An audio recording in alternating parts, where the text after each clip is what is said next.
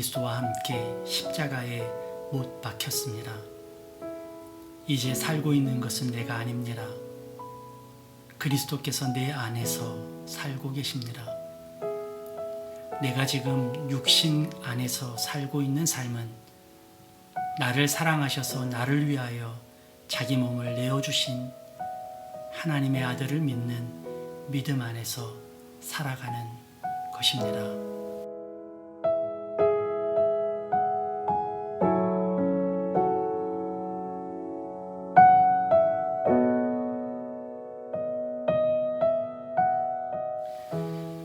모든 제사에는 제물이 필요합니다. 저는 자란 가정이 기독교 집안이어서 제사를 드려본 적이 없는데요. 그러나 제사상을 차리는 집들을 본 적은 있지요. 보면 돼지 머리도 올라와 있고 온갖 귀한 음식들을 차립니다. 어릴 적 친구들을 보면 제사가 끝나고 평상시에는 먹어볼 수 없는, 먹지 못하는 것들을 먹는다고 신나하는 친구들도 많았습니다. 동화나 이야기에 나오는 제사의 장면을 보면 사람을 바치는 경우도 있었죠. 동서고금을 막론하고 제사는 비슷합니다. 이스라엘 백성들도 하나님께 제사를 드렸는데요. 물론 그 제사에도 제물이 있었으면 두말할 나위 없습니다. 양이나 염소 혹은 소나 비둘기 같은 제물을 바쳤죠. 바다에 사는 사람들의, 바닷사람들의 제사는 바다의 신이 노하지 말라는 제사이고, 산 사람들의 제사는 산의 신들이 노하지 않도록 해달라고 하는 제사죠. 그러니까 제사의 목적은 화목에 있는 것입니다. 이스라엘 백성들도 제사의 목적은 하나님과 나와 사이의 화목이었어요. 제사를 통해 그 사이에 존재하는 죄를 용서받고 화목하려는 것이죠. 그런데 이 제사는 하나님과 나 사이만 있는 것이 아닙니다. 우리와 우리 사이, 사람과 사람 사이, 일과 일 사이, 그리고 관계와 관계 사이에도 모두 이런 제사의 제물이 존재하죠. 가령 간단한 예를 들어보죠. 보통 서로 가까워지려고 하면 식사 한 끼라도 먹어야 되지 않겠습니까? 가까워지고 싶은 사람이 밥을 사죠. 저도 밥을 산 적 많습니다. 밥이라는 제물을 통해서 서로가 가까워지고 관계의 화목을 이루는 것이니까요. 밥이 아니어도 차 한 잔의 시간을 드리는 것도 제물이죠. 그 사람을 위해 뭔가 수고를 하는 제물을 드려야 아름다운 관계가 형성됩니다. 그런데 하나님은 이스라엘 백성들에게 제물에 대한 규칙을 주셨습니다. 구약의 레위기는 그 규칙들에 관한 일정한 법칙을 적어놓은 책이죠. 그것은 크게 두 가지로 나눌 수 있었는데요. 그 첫 번째는 바로 흠이 없고 순결해야 한다는 것입니다. 우리가 흠이 없고 순결해야 하는 이유가 여기에 있습니다.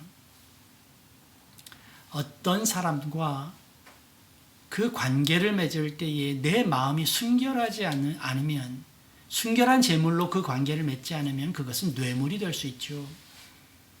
어떤 이와 사귀는데 흠이 있는 제물로 사귄다면 그 관계는 오래가지 못할 것입니다. 순결과 흠 없음은 하나님께만 해당되는 것이 아닙니다. 우리에게도 해당됩니다. 제사는 하나님께 좋은 것을 바치는 행위죠. 즉 우리로 하여금 순결하고 흠없음을 바라시는 그 규칙이 제사가 되는 셈입니다. 우리는 수없이 봐왔습니다. 하나님께는 흠없고 순결한 것을 드린다고 떠들던 사람이 세상과 그리고 주위의 사람들, 이웃들에게는 부정하고 음흉한 것들을 제물 삼아 대했던 사실들을 말이죠. 그리스도의 부활은 내세의 문제만이 아닙니다. 이 땅에서 새로운 가치, 새로운 소망, 새로운 삶을 시작하는 문제입니다. 하나님이 가르쳐 주신 제사, 그것 또한 하나님께만 사용되는 것이 아닙니다. 그것은 이 땅에 살아가는 그리스도인들의 현실적 규범이기 때문이죠.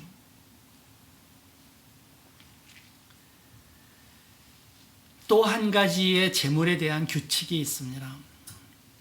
그것은 그 제물이 죽어야 된다는 것입니다.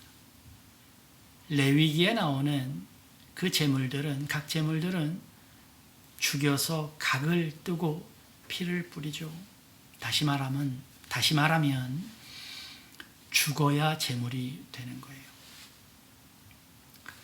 어떤 성도가 목사님께 물었답니다. 목사님, 옛사람이 죽어야 된다는데 옛사람이 죽는다는 것이 무엇입니까? 그랬더니 목사님이 그것을 알고 싶으면 자신이 시키는 대로 하라고 그 성도에게 말했답니다.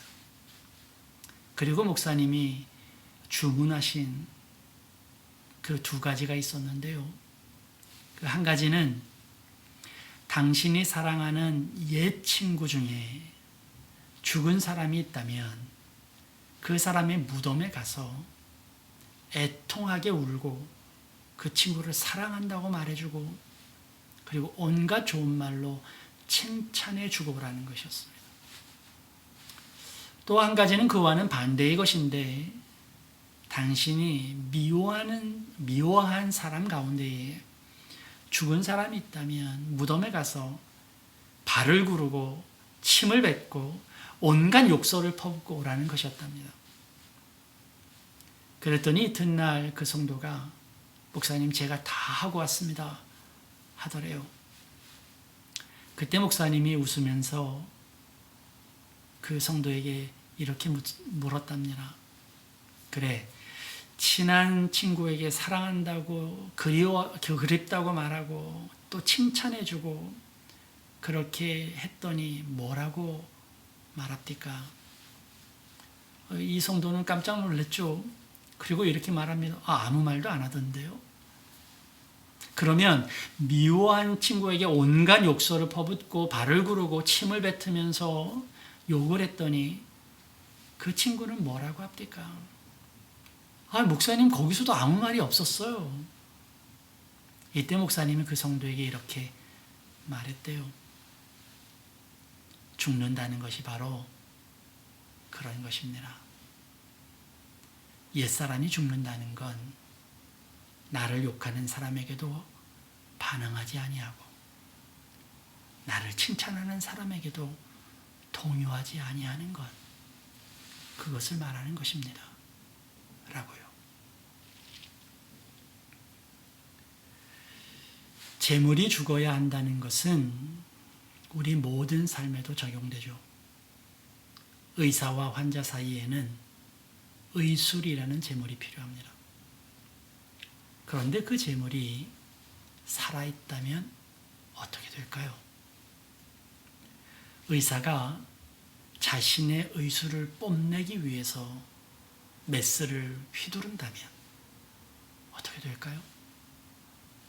선생과 제자 사이에도 가르침이라고 하는 또 지식이라고 하는 재물이 있죠. 그런데 그 재물이 살아있다고 한번 생각해 보세요. 아마도 제자의 상태와는 상관없이 선생님의 그 자신의 가르침에 대한 정당성만 강조되고 강압적이고 고압적인 가르침이 되지 않을까요? 우리 멀리 갈 것도 없습니다. 그리스도인인 우리와 비그리스도인인 이웃과의 사이에도 재물이 있습니다. 복음이라고 하는 재물이죠. 때로는 그리스도의 사랑이라는 재물이 되기도 합니다. 그런데 그 재물이 살아 춤추면 제 아무리 복음이어도 그것은 이웃을 당황하게 만들거나 이웃을 죄인 취급하게 만들거나 심지어는 그 복음으로 저주에 이르기까지 하는 무기가 될지도 모릅니다. 우리는 어떤가요? 하나님께 드리는 나의 제물은 어떻습니까? 더 나아가서 이 세상과 소통하는 우리의 제물은 어떤가요? 한 알의 밀이 땅에 떨어져 죽으면 많은 열매를 맺는다고 했습니다. 믿음은 사과씨 한 알에서 과수원을 보는 것이라고 했습니다. 그 믿음의 기초는 바로 죽는 데서 진정 사는 것을 보는 것입니다. 말씀을 전하는데 안 듣고 딴짓하면 속상하고 아플 때가 있어요. 이것은 제 열정이 아니라 내가 아직 죽지 않아서 그렇다는 것을 깨닫습니다. 사랑으로 베풀고 최선을 다해서 대했는데 돌아오는 것은 그와는 다른 것이라고 할 때 낙심하고 화날 때가 있지요. 이 또한 나의 사역이 재물이 되지 않고 살아있어서 그런 것임을 깨달아요. 내가 그리스도와 함께 십자가에 못 박혔나니 내가 십자가에 못 박힌 것은 누구를 위한 것이 아닙니다. 바로 나를 위한 것입니다. 그런즉 이제 내가 산 것 아니요 오직 내 안에 그리스도께서 사신 것이라. 내가 죽으면 내 안에 주님께서 부활하십니다. 이제 내가 육체 가운데 사는 것은 나를 사랑하사 자기 몸 버리신 예수 그리스도를 믿는 믿음을 이 땅에 보이기 위함이다. 사랑하는 여러분, 우리 고난주간 네 번째 날 이 아침에 우리 이렇게 기도하며 하나님께 나아갔으면 좋겠습니다. 나의 삶이 제물된 삶 되게 해달라고요. 나의 사역, 내가 하는 일, 나의 재능, 나의 관계, 그 가운데 제물을 드리듯 사는 삶 되게 해달라고 말입니다. 우리가 그렇게 제물되어 섬길 때에 주님께서 나의 사역을 빛내주시고 나의 삶을 살려주시며 나의 관계 가운데 축복해 주신다는 것을 믿고 오늘 결단하면서 주님 앞에 기도했으면 좋겠어요. 하나님, 죽어야 사는 법을 알게 해주십시오. 작은 것을 드리고 큰 것을 얻는 비결을 알게 해주십시오. 나의 모든 것을 십자가 제물처럼 주님께 드립니다. 철저히 죽겠습니다. 그러니 주님, 부활의 권세로 내 안에 살아나시옵소서. 우리 조용히 그러나 무겁게 주님께 결단의 고백을 하며 기도의 자리로 들어가십시다.